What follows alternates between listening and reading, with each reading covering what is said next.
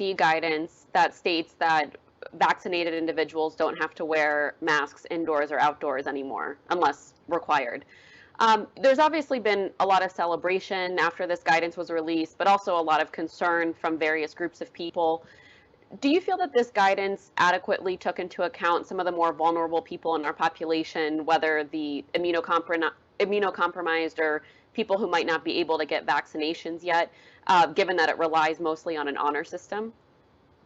Well, putting the honor system aside for a moment, Yasmin, you are correct. And it gets back to what I just said about it was given as a broad guideline and recommendation, but there are caveats associated with that, one of which you mentioned is that not everyone is equally protected when it comes to vaccines, particularly individuals such as those who are immunosuppressed. One of the things that I've mentioned in prior interviews and conversations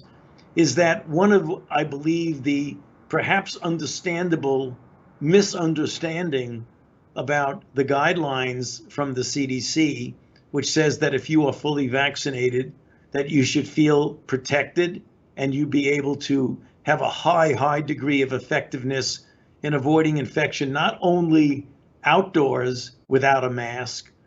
but also indoors without a mask. Somehow or other was interpreted by some as meaning no longer do masks be needed for anybody, which is absolutely not the case, because the CDC was only speaking of those individuals who are fully vaccinated. One scenario that has arisen that I bring up as sort of an example of how we've got to be careful about a misinterpretation is that you might have, for example, an establishment, whatever that establishment is, a business or what have you, a store, a department store, whatever you want to call it. And there are individuals who will be walking into that establishment who might be vaccinated and fall under the guideline of the CDC that indoors there's no real problem, you're protected, you don't have to wear a mask. But yet, since we have no way, at least at present, of documenting or proving that a person has been vaccinated, and when you have such an establishment, you could have people in there who are not vaccinated and even people in there who are infected, who might have the risk of infecting someone else. You can see how the owner or the person who's responsible for that establishment might say, understanding the CDC guidelines about what vaccinated people can or cannot do, since I, as the responsible person, don't know who's vaccinated or not, I'm going to say that if you're going to come into my establishment, you're going to have to wear a mask, because I can't be monitoring whether or not you are or are not vaccinated. And we're actually seeing some of that.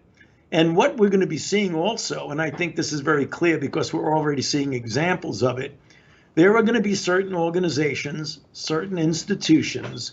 that no matter what are going to require proof of vaccination before you can enter into whatever establishment it is. For example, we already know